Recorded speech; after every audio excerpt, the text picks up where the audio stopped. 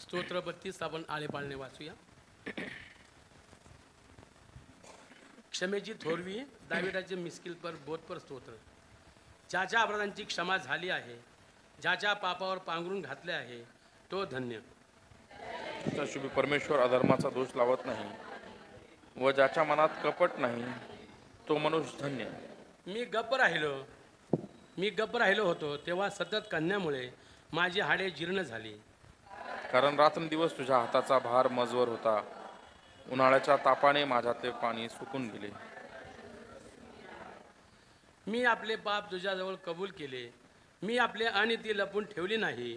मी आपले अपराध परमेश्वराजवळ कबूल करीन असे मी म्हणालो, तेव्हा तू मला माझ्या पाप दोषाची क्षमा केलीस. यास्तव तू पावशील त्या प्रत्येक तुझी प्रार्थना करावी. जलांचा महापूर आला तरी त्याला त्याचा स्पर्श होणार नाही. तू माझे आश्रयस्थान आहेस. तू संकटापासून माझे रक्षण करशील. मुक्ततेच्या स्तोत्रांनी तू मला वेढशील. मी तुला बोध करीन. ज्या मार्गाने तुला गेले पाहिजे त्याचे शिक्षण तुला देईन. मी आपली दृष्टी तुझवर ठेवून बुद्धिवाद सांगेन. निर्बुद्ध घोडा किंवा खेचर ह्यासारखे होऊ नका. त्यांना आवरण्यासाठी लगाम व ओठाळी अशी सामग्री असली पाहिजे. नसली तर ती तुझ्याजवळ येणार नाही. दुर्जनाला पुष्कळ दुःखे भोगावे लागतात. परमेश्वरावर भाव ठेवणाऱ्यांभोवती दयेचे वेष्ट नसते. शेवटलं वचन आपण सर्वजण मिळून म्हणूया. अहो धार्मिक हो, परमेश्वराच्या ठाई आनंदोत्सव करा. अहो सरळ मनाचे जन हो, तुम्ही सर्व आनंदाचा गजर करा. आमेन. यावेळेस जुन्या करारातून आणखी एक शास्त्रपाठ आहे. नीतिसूत्रे याचा 3रा अध्याय आणि त्यातली 1 ते 6 वचन आपण ऐकू. नीतिसूत्रे 3, 1 ते 6.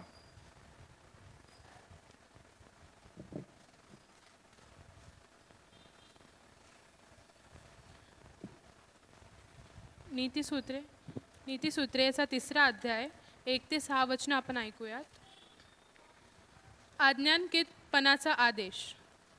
माझ्या मुला, माझे धर्मशास्त्र विसरू नको. तुझ्या चित्तात माझ्या आज्ञा वागोत, कारण त्यांपासून दीर्घ आयुष्य, वयोवृद्धी व कल्याण ही तुला प्राप्त होतील. दया व सत्य ही तुला न सोडोत. त्यांची माळ तू आपल्या गळ्यात वागीव. त्यास आपल्या हृदपटलावर लिहून ठेव, म्हणजे तुला देव व मनुष्य यांकडून अनुग्रह व सुकीर्ती ही प्राप्त होतील. तू आपल्या अगदी मनापासून परमेश्वरावर भाव ठेव. आपल्याच बुद्धीवर अवलंबून राहू नकोस. तू आपल्या सर्व मार्गात त्याचा आदर कर, म्हणजे तो तुझा मार्गदर्शक होईल. परमेश्वर करो वाचलेले वचन आशीर्वादित हो. आमीन. यावेळेस आपण शुभवर्तमानाचे वाचन करणार आहोत. आपण आपल्या जागेवर उठून उभे राहू.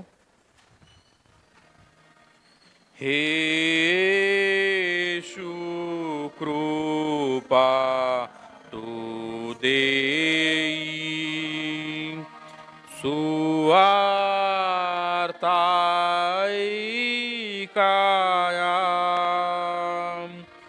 विचारे शब्दे कर्मेहि ती सदा पाळाया.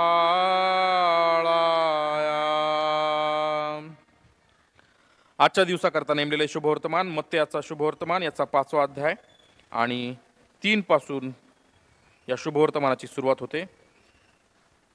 जे आत्म्याने देईन ते धन्य, कारण स्वर्गाचे राज्य त्यांचे आहे. जे शोक करतात ते धन्य, कारण त्यास सांत्वन प्राप्त होईल. जे सौम्य ते धन्य, कारण त्यास पृथ्वीचे वतन मिळेल. जे धार्मिकतेचे भुकेले व तान्हेले ते धन्य, कारण ते तृप्त होतील. जे दयाळू ते धन्य, कारण त्यांच्यावर दया करण्यात येईल. जे अंतःकरणाचे शुद्ध ते धन्य, कारण ते देवाला पाहतील. जे शांती करणारे ते धन्य, कारण त्यास देवाचे पुत्र म्हणतील. धार्मिकतेकरिता ज्यांचा छळ झाला आहे ते धन्य, कारण स्वर्गाचे राज्य त्यांचे आहे. जेव्हा माझ्यामुळे लोक तुमची निंदा व छळ करतील आणि तुम्हाविरुद्ध सर्व प्रकारचे वाईट लबाडीने बोलतील, तेव्हा तुम्ही धन्य, आनंद व उल्हास करा, कारण स्वर्गात तुमचे प्रतिफळ मोठे. तुम्हापूर्वी जे संदेष्ट होऊन गेले त्यांचा त्यांनी तसाच छळ केला. वाचलेली सर्व वचनं देव आपल्या सर्वांसाठी आशीर्वादाची करो. आमेन. देवाला स्तुती असो.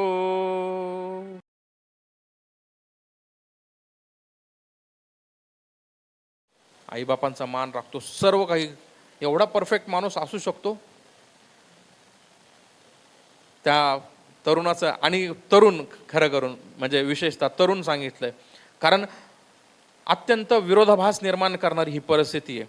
ज्यावेळेस आपण वचनं वाचतो त्यावेळेस आपल्या जीवनाशी आपण संदर्भ लावत असताना आपल्याला कळतं की तो तरुण सर्व काही नियमशास्त्र पाळणारा होता, त्याच्या आईबापांचा मान राखत होता, देवाचा मान राखत होता, सर्व काही दानधर्मही करत असेल. पण ज्यावेळेस त्याला सांगितलं तुझं सर्व काही सर्वस्व सोडून, तुझं जे असेल नसेल ते विकून माझ्या मागे ये, त्यावेळेस मात्र तो थांबला. कारण त्याचा जीव अडकला होता त्याच्या पैशांमध्ये. कारण शास्त्र सांगतं तो फार श्रीमंत होता.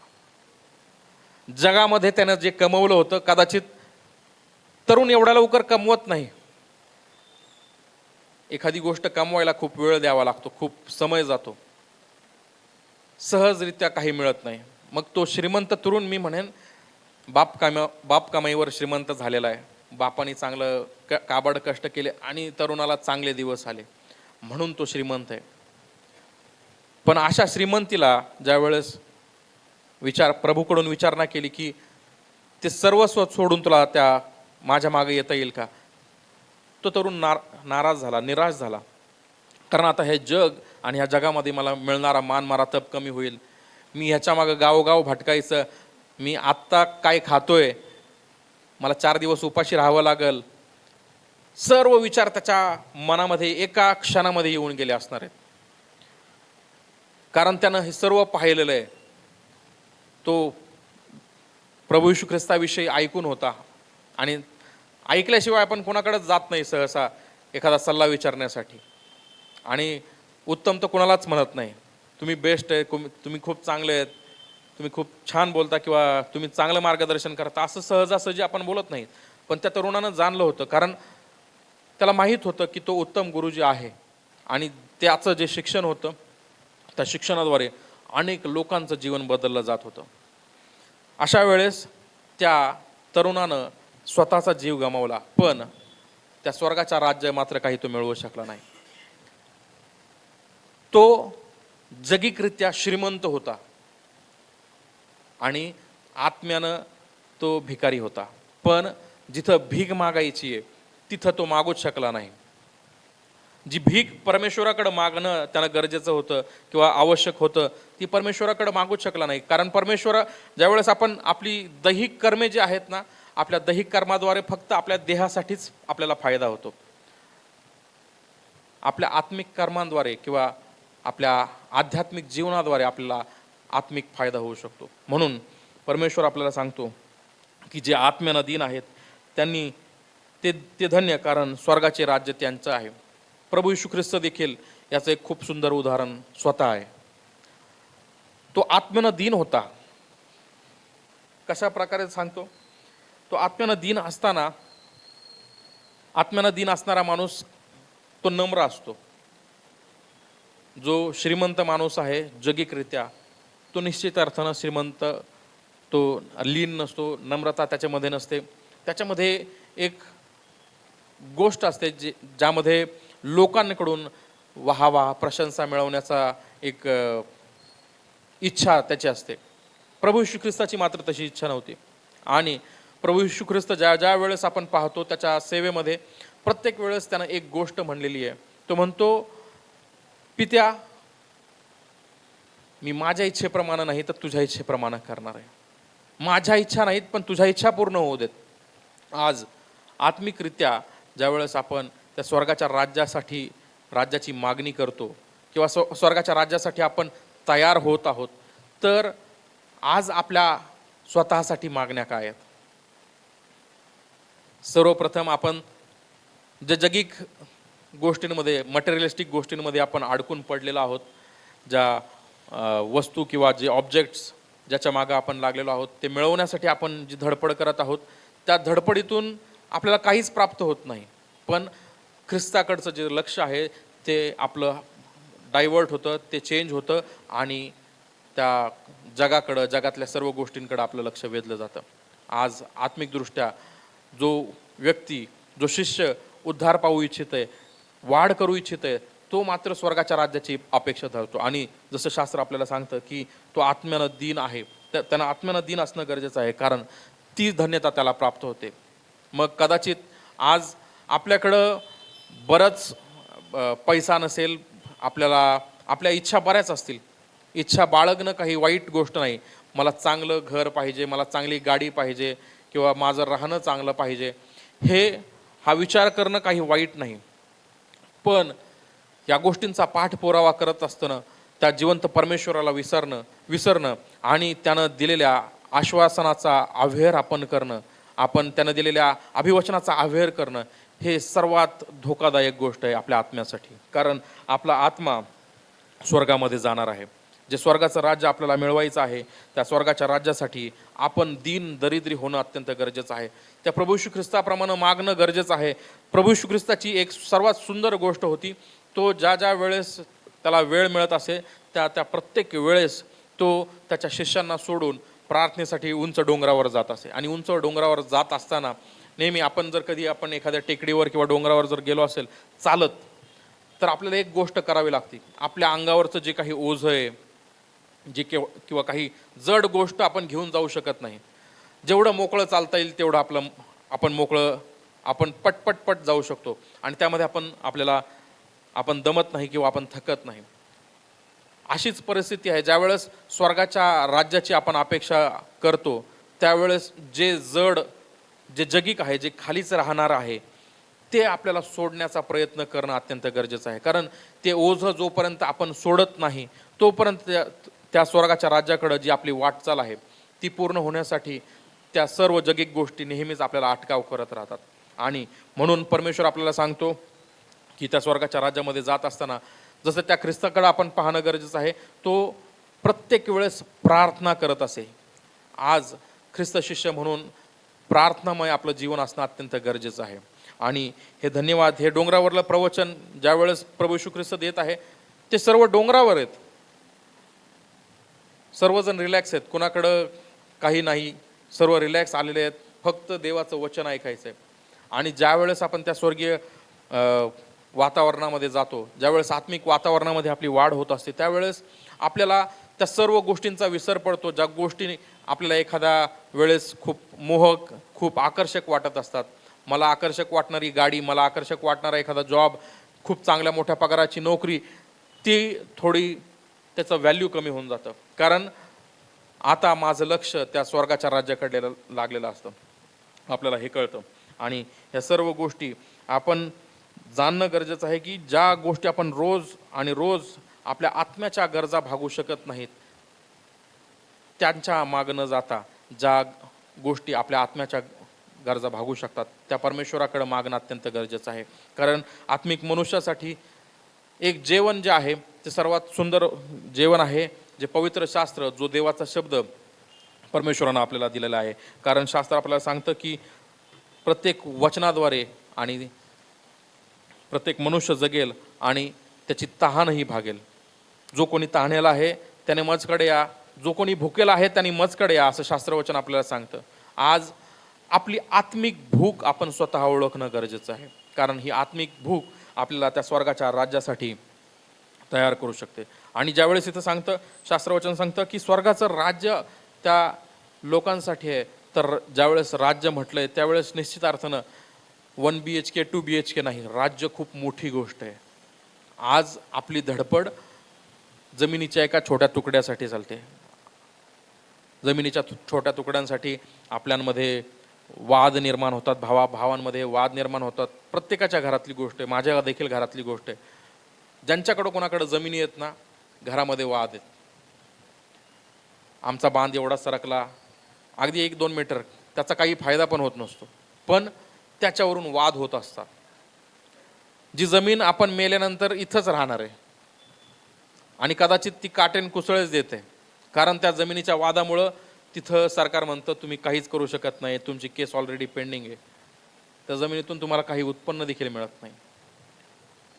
परमेश्वराची इच्छा ही नाही की ज्याद्वारे तुम्हाला काहीच फायदा होत नाही अशा गोष्टींमध्ये तुम्ही अडकून राहावं. पण जिथं तुमचा फायदा आहे, जिथं तुम्हाला राज्य वतन दाखल म्हणून मिळणार आहे, त्या स्वर्गाच्या राज्याची तुम्ही अपेक्षा करणं आणि त्या स्वर्गाच्या राज्यासाठी जे आवश्यक आहे ते आपण स्वतःसाठी मागणं अत्यंत गरजेचं आहे. जुन्या करारामध्ये आपण पाहतो की जे कोणी लोक होऊन गेले, परमेश्वरानं त्यांना आशीर्वादित केलं, प्रत्येकाला आशीर्वादित केलं. त्यांची संपत्ती एवढी होती की म्हणजे 10,000 गाढवं, गुरंढोरं, बरीच संपत्ती त्या प्रत्येक व्यक्तीला. प्रत्येक एक कॅरेक्टर घ्या, मी कोणतं कॅरेक्टर कोट करणार नाही, प्रत्येक एक कॅरेक्टर तुम्हाला आठवेल. प्रत्येक एका व्यक्तीला एवढं देवानं आशीर्वादित केलं, पूर्ण संपत्ती दिली. पण नव्या करारामध्ये ख्रिस्तानं मात्र ही सर्व परिस्थिती बदललेली आपल्याला पाहायला मिळते.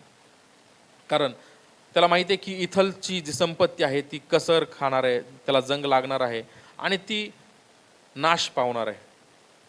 जी संपत्ती आपण स्वर्गामध्ये साठवू तीच सर्वकालिक संपत्ती असणार आहे, ती सर्वकाळ टिकणारी अशी संपत्ती असणार आहे.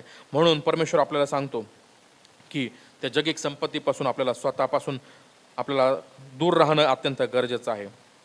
ज्यावेळेस आपण फिलिप्पिकरास पत्र याचा 3रा अध्याय आणि 3रं वचन वाचतो त्यावेळेस आपल्याला कळतं की तिथं सुनतेचा एक नवीन अर्थ आपल्याला पाहायला मिळतो. फिलिप्पिकरास पत्र याचा 3रा अध्याय आणि 3रं वचन.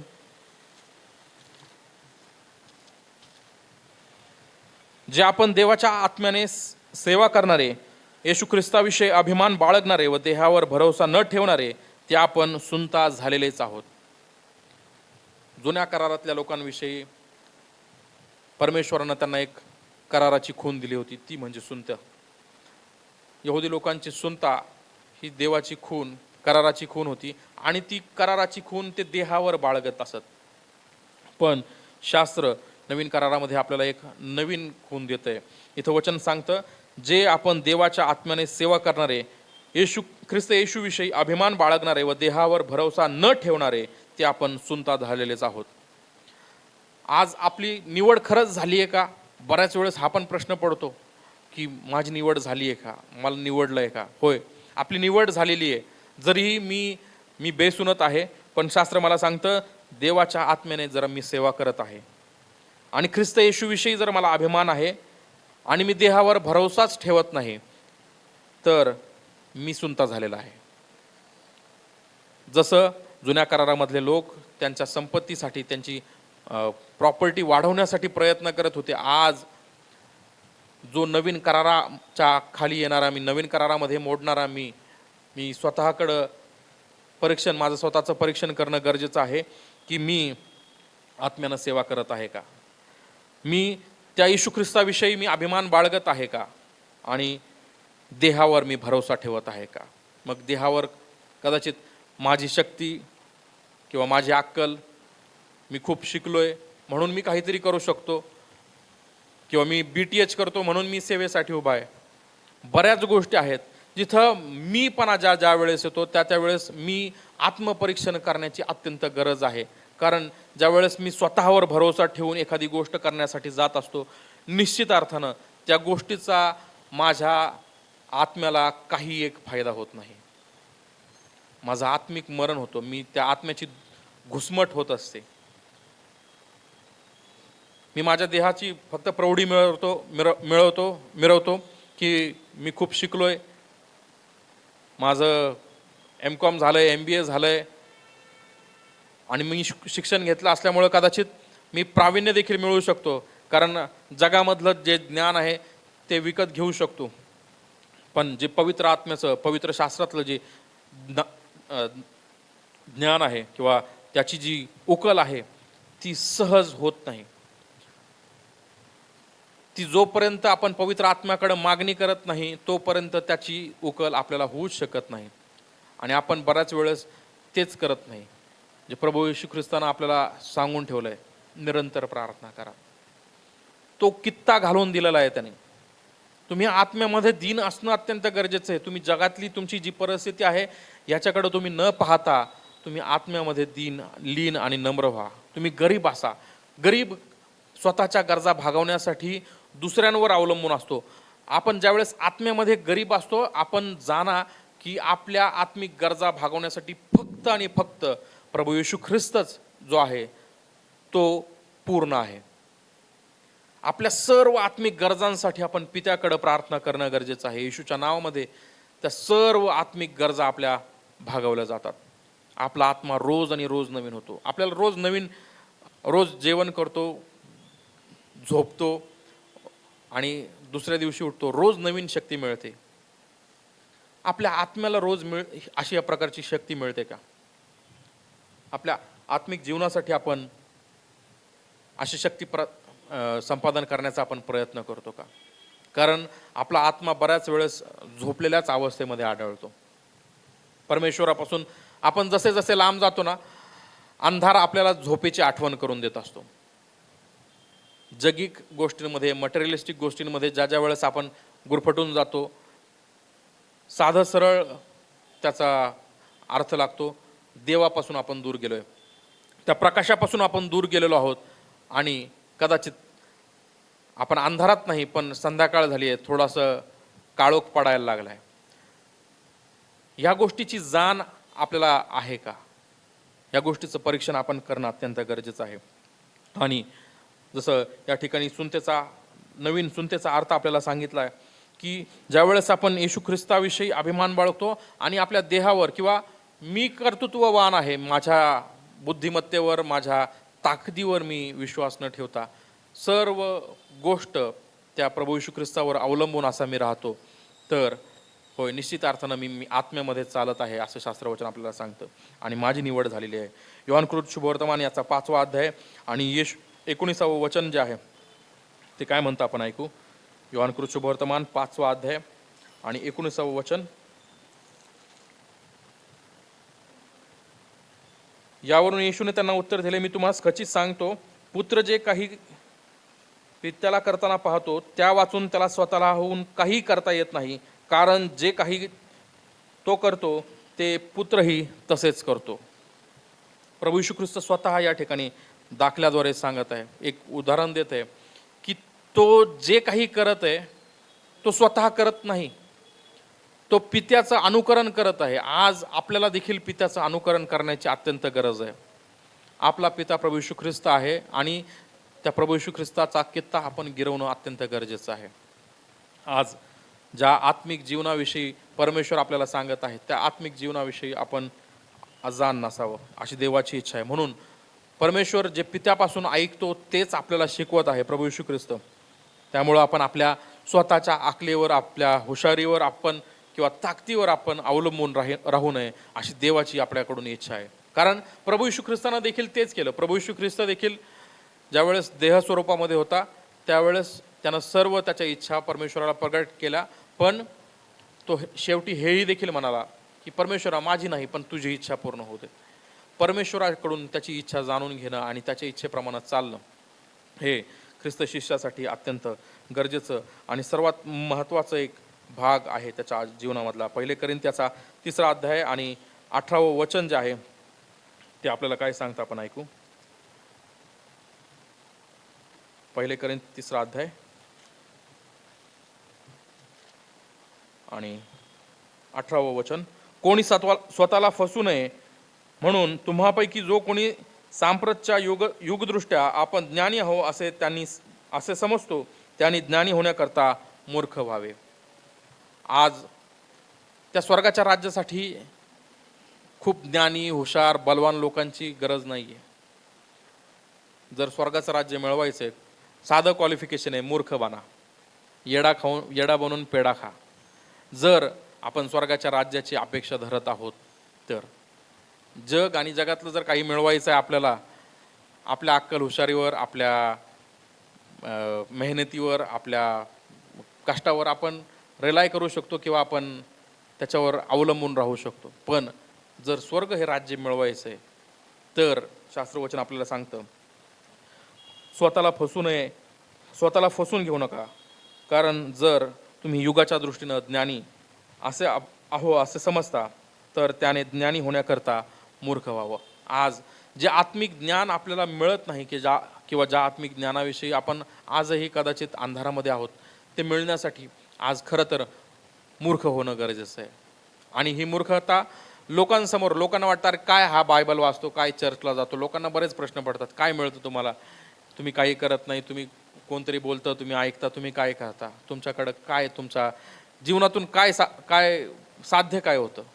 बऱ्याच लोकांना, माझ्या बऱ्याच मित्रांना देखील असे प्रश्न पडतात. आणि मग ती एक संवादाची खूप सुंदर अशी संधी, सुवार्थेची संधी मला मिळते. आणि अशी संधी आपल्याला देखील मिळेल. पण ज्यावेळेस आपण निश्चित या गोष्टीसाठी प्रार्थना करतो की माझ्या सोबतच्या माझ्या मित्रांना, माझ्या कलिग्सला, माझ्या शेजाऱ्यांना ख्रिस्ता मला तुला प्रगट करायचं आहे, त्यांना त्या स्वर्गाच्या राज्याविषयी सांगायचं आहे, जे स्वर्गाचं राज्य आजपर्यंत त्यांच्यापासून लपवून ठेवलेलं आहे. स्वर्गाचं राज्य खरं पाहता आपण स्वर्ग जर म्हटलं तर लहान मुलं पण सांगतील स्वर्ग कुठे आहे, वर. पण स्वर्ग हा पुरून ठेवलेला आहे. कारण कोणतीच मौल्यवान गोष्ट तुम्हाला अशी कुठंतरी फेकलेली किंवा तुमच्या दृष्टीस पडल सहज अशी ठेवलेली आढळणार नाही. मौल्यवान गोष्टीच फक्त जमिनीच्या खाली पुरलेल्या असतात. सोनं, हिरे, या सर्व गोष्टी जमिनीच्या खाली असतात. स्वर्गाचं राज्य देखील असंच आहे. आणि ह्या स्वर्गाच्या राज्याची जी चावी आहे ती आपल्याला सर्वात आधी इथं या ठिकाणी मिळालेली आहे. ती म्हणजे आपण आत्म्यानं दीन असणं अत्यंत गरजेचं आहे. आपण इतर कोणत्याही गोष्टीवर नाही, मनुष्यावर नाही, आपल्या ताकदीवर नाही, अक्कल हुशारीवर नाही, पण परमेश्वराच्या सामर्थ्यावर भरोसा ठेवणं अत्यंत गरजेचं आहे, हे आपल्याला शास्त्र सांगतं. आणि त्यासाठी आपण प्रयत्न करत असणं अत्यंत गरजेचं आहे. ज्यावेळेस आपण इथं वचन सांगतं मत्ते शुभवर्तमान याचा 11वा अध्याय आणि 25वे वचन. मत्ते शुभवर्तमान याचा 11वा अध्याय आणि 25व्या वचनामध्ये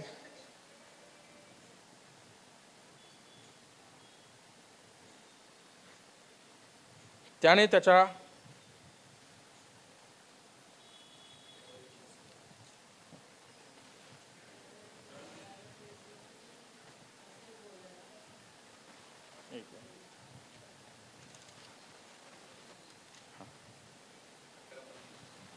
हां त्यावेळी येशू असे बोलू लागला, हे पित्या, स्वर्गाच्या व पृथ्वीच्या प्रभू, मी तुझे स्तवन करतो, कारण ज्ञानी व विचारवंत यांच्यापासून या गोष्टी गुप्त ठेवून त्या तू बालकांना प्रकट केल्या.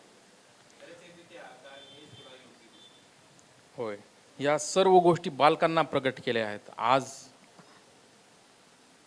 जे शहाणपण, जे हुशारी आपण म्हणतो की मला प्राप्त झालेली आहे, मी मिळवलेलं आहे, मी त्याच्यासाठी खूप स्ट्रगल केला आहे, खूप अभ्यास केला आहे, एखादी गोष्ट मी शिकलो आहे, पण त्या गोष्टीचा काहीच फायदा होत नाही.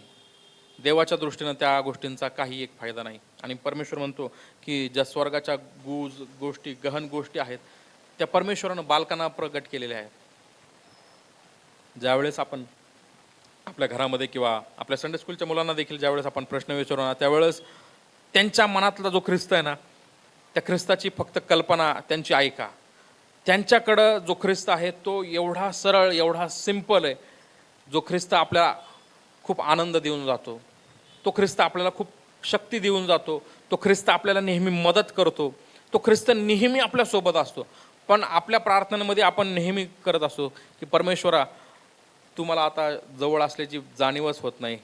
तो आपल्याला बऱ्याच वेळेस ऐकायला मिळतं की ते वातावरणच निर्माण होत नाही, वातावरण निर्माण होत नाही. मग प्रश्न असा असतो की आपण त्या वातावरणामध्ये आहोत का आपण त्या वातावरणातून बाहेर पडलेलो आहोत. सर्वात आधी ते परीक्षण करणं गरजेचं आहे. ज्या वेळेस आपण मी ते वचन मला खूप उशिरा आठवलं की बालकांद्वारे हे वचन परमेश्वर आपल्याला प्रगट करतो. कारण ज्या वेळेस मी लहान लेकरांसोबत बोलतो, मग माझी लेकरं आहेत किंवा इतर लेकरं आहेत, त्यांच्या देवविषयक ज्या कल्पना आहेत त्या खूप साध्या सोप्या सरळ आहेत. आणि ख्रिस्तानं देखील तेवढंच सांगितलेलं आहे. त्यांना जे सांगितलंय ते त्याच गोष्टींवर विश्वास ठेवतात. आणि आपण मात्र जसे आपण मोठे होतो त्यावेळेस आपण तुलना करायला लागतो. माझ्या लहान मुलांना ज्यावेळेस संडे स्कूलमध्ये शिकवलं जातं त्यावेळेस ते येऊन सांगतात, डॅडी हे असं झालंय, तसं झालंय, तुम्हाला माहितीच नाही, आता जीजस येणार आहे. मी म्हणतो मी पण ऐकलंय, पण कधी येणार आहे मला माहीत नाही. आपण शंका निर्माण करत असतो. आपण शंका नेहमी उपस्थित करत असतो. परमेश्वर खरंच येणार आहे का? स्वर्गाचं राज्य खरंच आहे का? आपण नेहमी नेहमी प्रश्न उपस्थित करत असतो, कारण आपण मोठे झालो. आपण शास्त्र आपल्याला सांगतं की बालकासारखं होणं अत्यंत गरजेचं आहे. आणि शास्त्र हेही सांगतो, प्रभू येशू ख्रिस्त स्वतः म्हणतो, बालकासारखे झाल्याशिवाय तुम्हाला स्वर्गाच्या राज्यामध्ये प्रवेशच नाही. म्हणजे स्वर्गाच्या राज्यामध्ये प्रवेश होण्यासाठी या बेसिक गोष्टी आहेत, जिथं तुम्ही आत्म्यामध्ये दीन असणं गरजेचं आहे. तुमच्याकडं काहीच नाही जगामध्ये, आनंद करा, कारण तुमच्याकडे परमेश्वर आहे. त्याचं नाव आहे.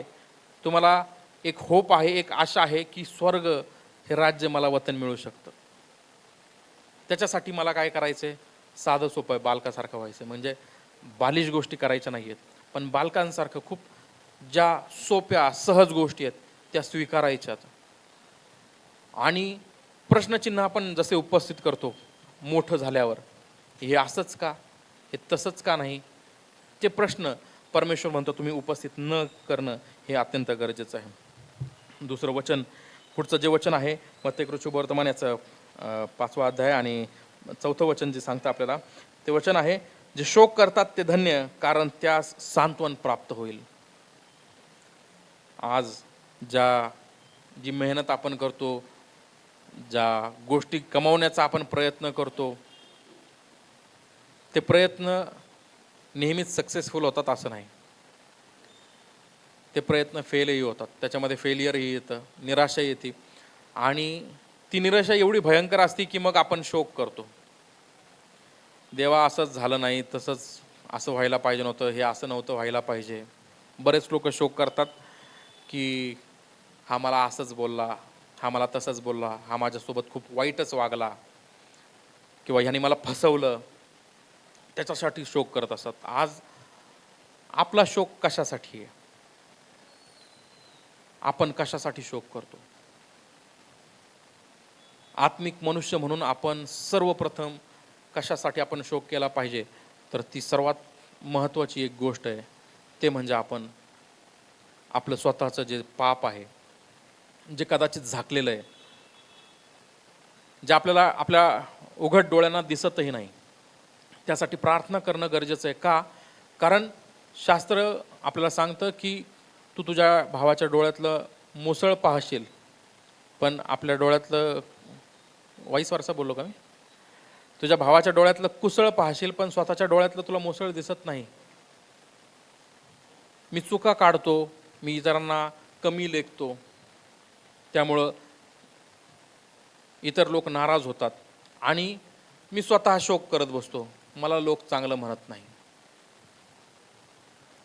ह्याचा आपल्या आत्मिक जीवनावर सर्वात मोठा परिणाम होतो. कारण जे पाप आहे, आता पापाची परिभाषा जर आपण साधी सिंपल परिभाषा आपण जर पाहिली तर ती ही आहे, जे चांगलं करणं तुम्हाला ठाऊक आहे आणि तुम्ही जर ते करत नाही तर ते तुमचं पाप आहे. काही जणांना आपल्यापैकी विचारलं पाप काय, तर आपण म्हणू बलात्कार, खून, व्यभिचार, चोरी, डाका, खून, जे काही आज रोज पाहायला मिळतं, आपल्याला रोज ऐकायला मिळतं. आणि ह्या सर्व गोष्टी, पण सर्वात मोठं पाप हे आहे की मीच माझ्या दृष्टीने योग्य, मीच जे काही करतोय ते सर्व काही योग्य आहे, आणि मी इतरांचं कुणाचंही म्हणणं ऐकूनच घेत नाही, किंवा परमेश्वराची योजनाही ऐकत नाही. इतरांचं म्हणणं तर इतरांना मी आणतच नाही, पण परमेश्वराची योजना काय, परमेश्वराचं म्हणणंच मी ऐकून घेत नाही, तर ते माझ्या जीवनातलं सर्वात मोठं पाप आहे. आणि त्या पापासाठी मी पश्चाताप करणं अत्यंत गरजेचं आहे. कारण जे शोक करतात ते धन्य, कारण त्यास सांत्वन प्राप्त होईल. आज मनुष्य ज्यावेळेस तुटतो एखाद्या गोष्टींमुळं, आज आपल्या प्रार्थना, मी फक्त रिवाइंड करतोय प्रत्येकाची कॅसेट, आपल्या प्रार्थना आपण तपासणं अत्यंत गरजेचं आहे की परमेश्वरा, मला ह्या माणसाने खूप दुःख दिलं आहे, खूप त्रास दिला आहे, आणि मी खूप त्रासलोय, माझा खूप छळ झाला आहे. आपण आता एक टी व्हीवर खूप जोरदार चर्चा किंवा हे चालू आहे, सारख्या न्यूज आहेत, एका विवाहितेचा विवाहितेनं आत्महत्या केली, छळ झाला तिचा. छळाचा परिणाम आहे लोक आत्महत्या करतात. मग तो मानसिक छळ असतो, दैहिक छळ असतो. विश्वासणाऱ्यांचा मात्र आत्मिक छळ असतो. वचन माहिती आहे आपल्याला, चांगलं वागायचंय, चांगलं बोलायचंय, पण तरी तोंडातून शिवी निघते. कारण समोरचा काहीतरी असं वाईट करून जातो की तुला शिवी देण्याशिवाय माझ्याकडे काही पर्याय नाही, मी मारू शकत नाही ना, मग शिवी देतो. माझी सवय होती आणि ही खूप घाणेरडी सवय होती. मला माहिती, परमेश्वरानं मला खूप सहाय्य केलं या गोष्टीसाठी. मी तोंडावर वाईट बोलायचो, मी शिव्या द्यायचो आणि मग माझं शिव्या देणं बंद झालं. माझे मित्र मला म्हणायला लागले, बाल्या तू सुधारला, तू छान झाला नाही का, आता तू चर्चला जातोस म्हणून लय सुधारला वगैरे. पण त्यांना माहीत नव्हतं मी मनातल्या मनात शिव्या देत होतो आणि ते माझं पाप होतं हे मी जाणणं गरजेचं आहे. जर मी मनामध्ये देखील एखाद्याच्या विरुद्ध, एखाद्याला वाईट बोलतोय किंवा एखाद्याला दुखावतोय, परमेश्वर अंतःकरण पारखणारा देव आहे हे मी विसरलो, जर मला ह्या गोष्टीची जाणीव नाही, तर मी त्या पापामध्ये अजूनही तसाच पडलेलो आहे आणि त्या स्वर्गाच्या राज्याविषयी मला काहीच आशा नाही. कारण पाप घेऊन मी त्या स्वर्गाच्या राज्यात प्रवेश करू शकत नाही. डाग विरहित, सुरकुत विरहित, पाप विरहित मला जायचं आहे. आज माझ्या अंतःकरणातले वाईट विचार, अंतःकरणातला राग, द्वेष, ज्या भावना आहे, ती भावना मला टाकून देणं, सोडून देणं अत्यंत गरजेचं आहे. प्रभू येशू ख्रिस्त स्वतः परत एक उदाहरण म्हणून आपण घेऊ. त्या प्रभू येशू ख्रिस्ताला लोकांनी शिव्या दिला. ज्या प्रभू येशू ख्रिस्ताचा यरूशलेमेमध्ये जयोत्सवाने प्रवेश झाला, त्याच्यासाठी लोकांनी जयघोष केला. त्या प्रभू येशू ख्रिस्ताला वधस्तंभावर खेळण्याआधी मात्र लोक त्याच्यावर थुंकले, त्याला मारलं. बरब्बासाठी बरब्बाला सोडा आणि त्याला धरून द्या, त्याला क्रुसावर द्या म्हणून लोकांनी पिलाताकडे मागणी केली. ही अशी अवस्था आहे. आपण आपल्या आत्मिक जीवनासाठी आपण काय करतो? आपल्या विचारांवर आपण कंट्रोल करतो का? आपण स्वतः केलेल्या पापांसाठी आपण दुर्लक्ष करतो. जी उघड आहेत, जी मोठी पापं आहेत, ती मोठी पापं आपण म्हणतो हा हेच पाप आहे. मी एखाद्याला वाईट बोलणं किंवा एखाद्याच्या विरोधात बोलणं, एखाद्याच्या विषयी चुगली करणं हे पाप नाही आहे, पण शास्त्र सांगतं ते पाप आहे. त्या पापाविषयी आपण अनभिज्ञ असू नये, तर त्या पापाकरता आपण शोक करणं अत्यंत गरजेचं आहे. आणि प्रभू येशू ख्रिस्तानं देखील शोक केला, पण तो शोक त्यानं स्वतःसाठी केला नाही, स्वतःच्या परिस्थितीसाठी केला नाही की माझी परिस्थिती देवा अशी का, लोक मला थुंकतात, लोक मला मारतात, लोकांनी मला मारलं, लोकांनी मला वाईट बोललं, याच्यासाठी त्यांनी पश्चाताप केला नाही. त्यांनी यरूशलेमेसाठी पश्चाताप केला, कारण ते देवालाच विसरले होते. आज आपण देवाला विसरलोत का, हा प्रश्न आपण स्वतःला विचारणं गरजेचं आहे. आणि जर देवाला विसरलो असेल तर त्याविषयी सर्वात म्हणजे जो अंधार, जी संध्याकाळ झालेली आहे, ती कदाचित निबिड काळी रात्र झाल्याचा तो एक अनुभव आपल्या जीवनामध्ये असेल. इथं पुढचं वचन आपल्याला सांगतं, जे सौम्य ते धन्य, कारण पृथ्वीचे वतन त्यास मिळेल. सौम्यता किंवा शीतलता, आपण ह्या शब्दांचं ज्यावेळेस आपण वाचतो किंवा ऐकतो त्यावेळेस आपल्याला कळतं की हे शब्द कसे आहेत. सौम्य असणं म्हणजे खूप साधं, सिंपल आपण म्हणतो आजच्या भाषेमध्ये, साधन, सिंपल, किंवा हा खूप गोड आहे आपण म्हणतो. याच्यासोबत बोलल्यावर मला आनंद वाटतो, चांगलं वाटतं. वचनही आपल्याला सांगतं, जे सौम्य ते धन्य, कारण त्यास पृथ्वीचं वतन मिळेल. आणि जे सौम्य ते धन्य, सौम्य लोक कोणते असतात त्याचं एक उत्तम उदाहरण पवित्र शास्त्रामध्येच आपल्याला मिळतं, पाहायला मिळतं की जो कोणी व्यक्ती स्वतःच्या हक्कावर पाणी सोडतो आणि दुसऱ्यांसाठी त्याचा जो वतन भाग आहे किंवा त्याची जी इच्छा, त्याचं जे आहे ते दुसऱ्यांसाठी देतो, असा व्यक्ती तो स्वतःच्या हक्कावर पाणी सोडणारा असतो. आणि देवाला असे लोक पसंत आहेत. अब्राहम आणि लोटाचं एक खूप सुंदर उदाहरण आपल्याला पाहायला मिळतं उत्पत्तीच्या ग्रंथामध्ये 13व्या अध्यायामध्ये आपण वाचलं तर आपल्याला कळेल की अब्राहम आणि लोटाच्या गुराख्यांमध्ये भांडणं होऊ लागली आणि मग ती भांडणं होत असताना कारण दोघांकडे संपत्ती जास्त झाली होती. संपत्तीवरून वाद होऊ लागले. अब्राहमाचा जो पुतण्या लोट, आता हे भावकीतले असल्यामुळं काय करावं हा प्रश्न मोठा निर्माण झाला. अब्राहमानं त्यावेळेस एक खूप सुंदर गोष्ट केली. तो लोटाकडे गेला आणि म्हणाला, तुला काय पाहिजे ते निवड. आणि त्यावेळेस आपल्याला कळतं, लोटानं जो खूप चांगला हिरवागार प्रदेश आहे तो हिरवागार प्रदेश निवडला. ह्या सर्व घटना घडत असताना परमेश्वर स्वर्गातून पाहत होता. ज्या देशाविषयी परमेश्वरानं स्वतः अब्राहमाला अभिवचन दिलं होतं की हा देश मी तुला वचनदत्त म्हणून देत आहे, याच्यात तू आणि तुझे लोक वस्ती करतील, अशा वचनदत्त देशाविषयी परमेश्वरानं ज्यावेळेस सांगितलं, त्या देशावर देखील त्या अब्राहमानं पाणी सोडलं. त्याचा अधिकार होता. लोटाला पाचारण झालं नव्हतं. लोट त्याच्या माग आला होता, कारण त्याला माहीत होता आशीर्वाद फक्त अब्राहमासोबत आहे. आणि तात्पुरते आशीर्वाद पाहून, तात्पुरती हिरवळ पाहून तो त्याच्या मागं त्यानं ती निवड केली. आणि अब्राहमानं मोठ्या आनंदानं त्याचा अधिकार सोडून दिलेला आपल्याला पाहायला मिळतो. आणि असा अधिकार सोडून दिल्यावर परमेश्वराने देखील हे पाहिलं. आणि शास्त्र आपल्याला कळतं की ज्या देशामध्ये या लोकांची वस्ती झाली, लोटापासून जी संतती निर्माण झाली ती मवाबी आणि अम्मोनी हे वंश निर्माण झाले. आणि या वंशांची आजची जी परिस्थिती आहे ती परिस्थिती जर आपण पाहतो ते त्या देशांमध्ये नाहीत. ते त्या देशांपासून लांब साऊथ आफ्रिकन कंट्रीजमध्ये ते लोक राहतात. आणि आजही अब्राहमाची संतती जी निवडलेली लोक आहेत, यहुदी लोक आहेत, अब्राहमाची संतती आजही त्या इस्रायल राष्ट्रामध्ये आपल्याला पाहायला मिळते. ज्या वेळेस आपण आपल्या अधिकारांवर पाणी सोडतो, परमेश्वर हे पाहतो की तुम्हाला दिलेला आशीर्वाद तुम्ही दुसऱ्यांसाठी सोडत आहात, त्यावेळेस परमेश्वर तुम्हाला अधिक रीतीनं आशीर्वादित करतो. म्हणून जे सौम्य ते धन्य, कारण पृथ्वीचे राज्य, पृथ्वीचे वतन त्यास मिळेल. त्या अब्राहमाला पृथ्वीवर सर्व काही मिळालं. पृथ्वीवर खूप मोठी प्रॉपर्टी त्याला मिळालेली आपल्याला पाहायला मिळाली. अशी मोठी प्रॉपर्टी जर आपल्याला पाहायची इच्छा आहे तर शास्त्र आपल्याला सांगतं, जे आपले अधिकार आपल्याला देवानं दिलेले आहेत त्या अधिकारांवर पाणी सोडा. कारण परमेश्वर तुमच्यासाठी मोठ्या योजना योजत आहे. त्या योजनांचा स्वीकार करण्यासाठी जे धरून ठेवलंय, जे छोटी मूठ आपण धरून ठेवलेली आहे ती सोडणं गरजेचं आहे. मूठ एक आपण जर एखादं बाळ जन्माला आलं तर ते बाळ ज्यावेळेस जन्माला येतं त्यावेळेस हाताची मूठ बांधलेली असते, त्याच्या हातात काहीच नसतं.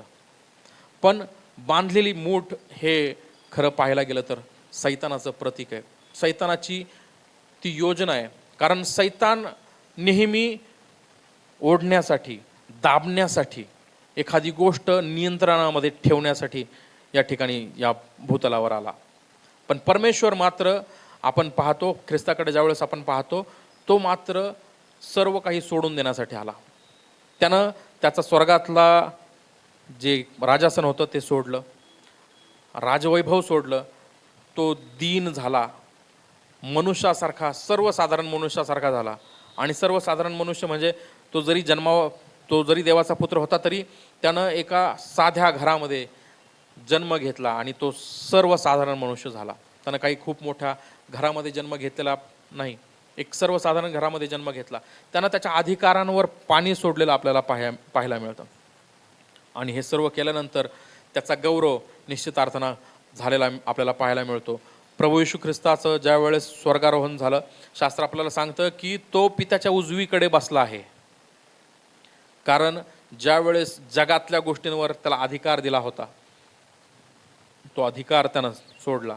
आणि तो अधिकार त्या सैतानासाठी सोडलेला नाही, निश्चित अर्थानं तो जे त्याचे विश्वासणारे लेकर आहेत त्या विश्वासणाऱ्यांसाठी सोडलेला आहे. तो विश्वासणारे म्हणून आपल्याला जगिक आशीर्वाद देखील आपल्याला मिळणार आहेत. त्या आशीर्वाद मिळत असताना आपण हे जाणणं गरजेचं आहे. ज्यावेळेस आपण हे आशीर्वाद सोडू, जसा त्या पित्यानं येशूचा गौरव केला, त्याला त्याच्या उजवीकडे बसवलं, आपला देखील गौरव तसा होईल. आपल्याला देखील स्वर्गामध्ये जागा मिळेल आणि त्याच्या उजवीकडे आपल्याला बसता येईल. आपण जाणणं गरजेचं आहे की जर आपण सौम्य आहोत तर आपल्याला पृथ्वीचं वतन मिळेल. जे धार्मिकतेचे भुकेले व ताणलेले ते तृप्त होतील, ते धन्य कारण ते तृप्त होतील. आज 11 वाजलेत. ताणलेले भुकेले कोणी नाहीत.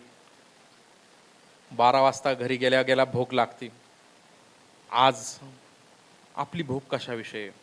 देवाचं वचन आपल्याला सांगत आहे, जे धार्मिकतेचे भुकेले व ताणलेले ते धन्य कारण ते तृप्त होतील. आज धार्मिकता ही आपली भूक आहे का? माझ्या भुकेचं कारण वेगळं असू शकतं मला. आणि भूक म्हणजे फक्त पोटाची भूक नाही, आपल्याला गोष्टी मिळवण्याची भूक असते. काही जणांना, माझ्या एका मित्राकडं त्याला घड्याळाचं कलेक्शन करण्याची सवय आहे आणि घड्याळं 2.5 लाखाची घड्याळं आहेत. पैशांमध्ये इन्व्हेस्टमेंट केलेली आहे आणि काही घड्याळं अशी आहेत ज्यांची किंमत कधीच कमी होणार नाही, त्यांची किंमत वाढतच जाणार, कारण त्याच्यामध्ये हिरे आहेत, बऱ्याच अशा चांगल्या चांगल्या गोष्टी आहेत की त्या घड्याळांची किंमत कधीच होत नाही. कितीही जुनं झालं तरी त्याची किंमत वाढत जाते. तो म्हणला मी अशी इन्व्हेस्टमेंट केली आहे, पण आणि त्याची ही भूक वाढत आहे. तो म्हणतो मला आणखी माझं जे कपाट आहे ना ते भरायचं आहे. आज आपल्याला अशी भूक आहे का? नाही आहे ते बरं आहे. जगातल्या गोष्टी मिळवण्यासाठी आपली भूक नसावी. आपली भूक, शास्त्र आपल्याला सांगतं, जे धार्मिकतेचे भुकेले आणि ताणेले आहेत ते धन्य कारण ते तृप्त होतील. ज्यावेळेस प्रभू येशू ख्रिस्तासारखं आपण होण्याचा प्रयत्न करतो आणि त्या प्रभू येशू ख्रिस्तावरच अवलंबून आपण राहतो, आपण ज्यावेळेस आत्म्यानं दीन होतो, ज्यावेळेस आपण भीक मागतो, त्या परमेश्वराकडं दयेची आणि कृपेची भीक आपल्याला मागावी लागते. कारण आपण रोज आणि रोज पाप करत राहतो आणि त्यामुळं त्याचमुळं आपल्याला त्या शोक करण्याची देखील आपल्यावर पाळी येते. जे पाप आपण पाहत नाही, ज्या पापाकडे आपण दुर्लक्ष करतो, त्या पापासाठी आपल्यावर शोक करण्याची वेळ येते. आणि असं करत असताना आपण धार्मिकतेमध्ये बळावत असतो, धार्मिकतेमध्ये वाढत असतो आणि त्या धार्मिकतेची ज्यावेळेस आपल्याला भूक लागती, तहान लागती, त्यावेळेस शास्त्र आपल्याला सांगतं की ती भागवली जाते. कारण परमेश्वर देण्यासाठी आलेला आहे. परमेश्वर देण्यासाठी आलेला आहे आणि तो विपुल प्रमाणात देतो. तो म्हणत नाही तुझं 4 भाकरींमध्ये पोट भरेल का. परमेश्वराने जे काही चमत्कार केले त्या चमत्कारांमध्ये आपल्याला पाहायला मिळतं 12 टोपल्या उरल्या, पोटभर जेवले लोक आणि उरलं. मग आपली धार्मिकतेविषयीची भूक आणि जी तहान आहे ती किती आहे हे आपण स्वतः जाणून घेणं गरजेचं आहे. कारण ह्याच्यावर सगळ्यात महत्त्वाची एक गोष्ट डिपेंड करते किंवा अवलंबून आहे, ते म्हणजे पावित्र्य. मला जेवढं जास्त पवित्र व्हायचं आहे तेवढं मला जास्त धार्मिक असावा लागणार आहे, तेवढी माझी भूक मोठी असणार आहे, तेवढी तहान माझी मोठी असणं गरजेचं आहे. जर माझी भूक आणि तहान फक्त रविवारपुरतीच मर्यादित आहे तर मग उपास मार आठवडाभर. मग परमेश्वर आपली ही देखील गरज पूर्ण करतो. रविवारीच तुम्हाला वचन पाहिजे ना, तुम्ही रविवारी घ्या, पण रोज काय? म्हणून जे धार्मिकतेचे भुकेले व ताणलेले ते धन्य कारण ते तृप्त होतील. परमेश्वरच ही आपली भूक आणि तहान पूर्ण करू शकतो.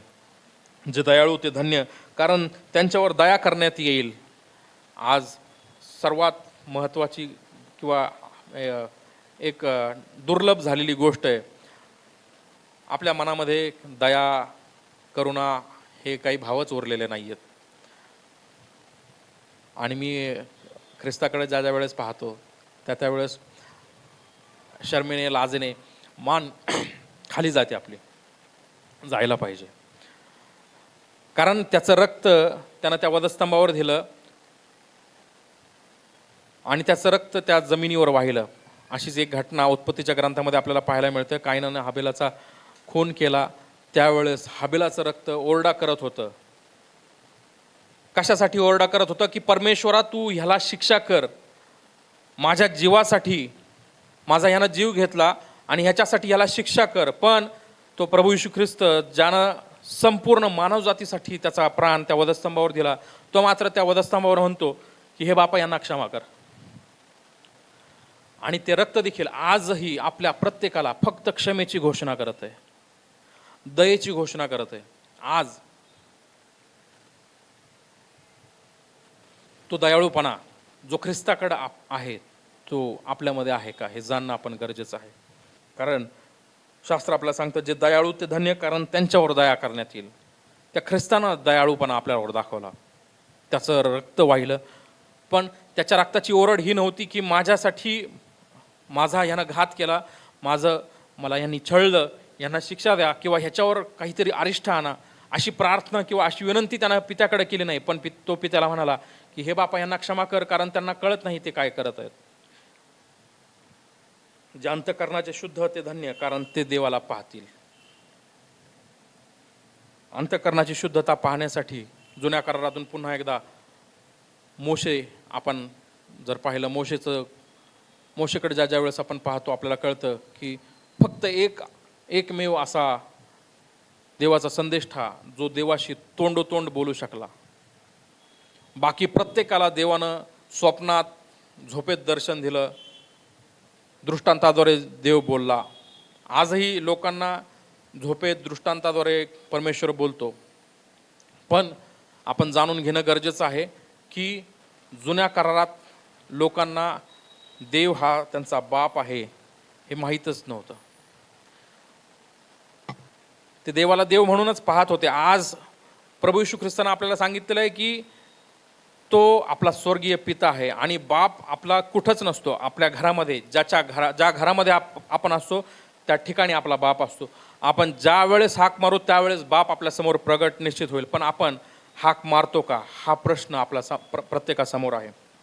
कारण जे अंतःकरणाचे शुद्ध ते देवाला पाहतील. जर देवाला आपल्याला पाहण्याची इच्छा आहे, मोशेचं अंतःकरण अगदी शुद्ध होतं. तो नेहमी लोकांनी त्याला दुष्ण लावली, लोकांनी त्याला घालून पाडून बोलले किंवा त्याला चॅलेंज केलं की तू हे असंच का केलं, तसंच का केलं.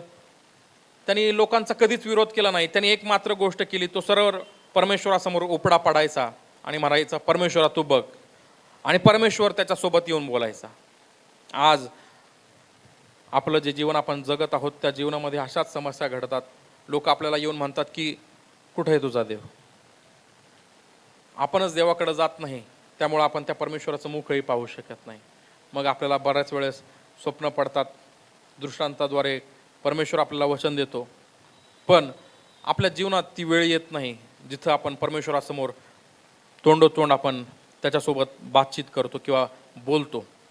जर शास्त्र आपल्याला सांगतं की आपल्याला देवाला पाहायचं आहे तर आपलं अंतःकरण शुद्ध असणं अत्यंत गरजेचं आहे. जे शांती करणारे ते धन्य, कारण त्या देवाचे पुत्र म्हणतील. धार्मिकतेकरता ज्यांचा छळ झाला आहे ते धन्य, कारण स्वर्गाचे राज्य त्यांचे आहे. आणि जेव्हा माझ्यामुळे लोक तुमची निंदा व छळ करतील तेव्हा, आणि तुम्हाविरुद्ध सर्व प्रकारचे वाईट लबाडीने बोलतील तेव्हा तुम्ही धन्य, आनंद करा, उल्हास करा, कारण स्वर्गात तुमचे प्रतिफळ मोठे आहे. तुम्हापूर्वी जे संदेष्टे होऊन गेले त्यांचाही त्यांनी तसाच छळ केला. आज ज्या त्रासातून आपण जात आहोत, सामाजिक परिस्थितीतून बिकट झालेली आहे, ख्रिस्ती म्हणून जगणं खूप अवघड झालेलं आहे. अशा परिस्थितीमध्ये जर आपल्याला लोकांचा त्रास होत असेल, लोकांकडून जर त्रास होत असेल, तर शास्त्र आपल्याला सांगतं की तुम्ही धन्य आहात. ही धन्यता आपल्याला परमेश्वरानं देऊ केलेलं आहे. आणि या धन्यतेमध्ये टिकण्यासाठी आपण अत्यंत गरजेचं आहे की त्या पवित्र आत्म्याचं मार्गदर्शन मागत राहणं. अत्यंत शोकपूर्वक आपण मी सांगतो की आपण अगदी कोणी दटावलं ना तर आपण म्हणतो नाही तू बरोबर आहेस, मी चुकलो. काही वेळेस माघार घेणं बरोबर आहे, पण ज्या वेळेस कॉम्प्रोमाइज करायची, देवाविषयी कॉम्प्रोमाइज करायची वेळ येते त्यावेळेस आपण कसल्याही गोष्टींमध्ये, कसल्याही बाबींमध्ये कॉम्प्रोमाइज करता कामा नये. कारण शास्त्र सांगतं की जेव्हा माझ्यामुळे लोक तुमची निंदा छळ करतील आणि तुम्हाविरुद्ध सर्व प्रकारचे वाईट लबाडीने बोलतील तेव्हा तुम्ही धन्य, आनंद करा, उल्हास करा, कारण स्वर्गात तुमचं प्रतिफळ मोठं आहे. आपण आपल्या प्रतिफळाला निश्चित मुकणार नाही, कारण जी काही कृती आपण करत आहोत ती कृती आपण फक्त तपासून पाहणं अत्यंत गरजेचं आहे. त्या कृतीमुळं मला देहामध्ये काय फायदा होतोय आणि त्याचा फायदा मला आत्म्यामध्ये होतोय का, हे जर मी पाहतोय, हे जर मी पडताळतोय, तर निश्चित अर्थानं ख्रिस्त शिष्य म्हणून माझं जीवन हे आत्मिक जीवन असं होणार आहे. जे जगिक जीवन नसणार आहे आणि ज्या जीवनामध्ये मला संकट येतील, वाईट परिस्थिती येईल, मला कदाचित मार खावा लागेल, पण त्या सर्व गोष्टींना मी भिणार नाही, कसरणार नाही. कारण मी ज्या गोष्टींसाठी तयारी करत आहे, मला काही पाळक व्हायचं नाही आहे किंवा मला खूप मोठं लोकांकडून मान सन्मान मिळवायचा नाही आहे, पण स्वर्गाचं राज्य हे मला मिळवायचं आहे आणि तेच माझं अंतिम ध्येय आहे. असं प्रत्येकानं हा विश्वास धरणं किंवा प्रत्येकानं हा विचार करणं अत्यंत गरजेचं आहे. हा माझा विचार देखील निश्चित आहे की स्वर्गाचं राज्य वतन मिळवायचं आहे. कारण इथं एखादी गोष्ट, एखादी प्रॉपर्टी मिळवण्यासाठी मला EMI फेडत बसावं लागतात. तिथं परमेश्वर मला देऊन टाकाल, कारण मुबलक आहे, त्याच्याकडं भरपूर आहे. आज त्या परमेश्वराच्या हाताखाली आपण सर्वजण येऊ, कारण त्या परमेश्वरानं या ज्या स्वर्गाच्या राज्यासाठी आपल्याला सांगितलेल्या आहेत, ज्या गोष्टी आपल्याला मार्गदर्शन दाखल किंवा मार्गदर्शक तत्व दाखल आपल्याला दिलेले आहेत, त्या तत्वांचं आपण पालन जेवढं जास्त आपल्याला करता येईल ते करणं आणि त्यासाठी पवित्र आत्म्याचा आपण सहकार्य मागणं अत्यंत गरजेचं आहे. परमेश्वर करो या येणाऱ्या दिवसांमध्ये तो आपल्याला पवित्र आत्म्याद्वारे अधिकाधिक भरो आणि त्याच्या गौरवासाठी, त्याच्या सेवेसाठी आणि अनेक लोकांपर्यंत जे अंधारात आहेत, जे संकटात आहेत, जे दुःखामध्ये आहेत, अशा सर्व लोकांपर्यंत आपल्याला तो घेऊन जाऊ. आपण प्रार्थना करू. पवित्र पवित्र पवित्र थोर सेनेच्या सेनाधीश परमेश्वर, अब्राहम, इसाक, याकोबाच्या देवा आमच्या प्रभू, या समयाला प्रभू परमेश्वर आम्ही सर्वजण तुझ्या हातात सापडतो. गौरी बापा, तुझं वचन जे दुधारी तलवार प्रभू परमेश्वरा, ते प्रभू परमेश्वरा गाजवत असताना प्रभू माझ्याकडून काही चुकलं असेल, दयनकृपेने तुम्हाला क्षमा कर. आणि प्रभू परमेश्वरा, तुझ्या वचनाद्वारे प्रभू परमेश्वरा, तुझ्या वचनातून प्रभू परमेश्वरा आम्हाला आत्मिक वृद्धी आमच्यामध्ये व्हावी आणि प्रभू परमेश्वरा आम्ही तो जुना मनुष्य प्रभू काढून टाकावा आणि त्या ख्रिस्तासारखं नवा आत्मिक मनुष्य प्रभू धारण करावा, असं तू आम्हाला सहाय्य पुरव प्रभू परमेश्वर. आम्ही जसं आहोत तसे तुला सादर होतो, तुझ्या हातामध्ये सापडतो. ही सर्व प्रार्थना विनंती धन्यतारक प्रभू येशू ख्रिस्त याच्या नावात करतो, म्हणून तो ऐक. आमेन.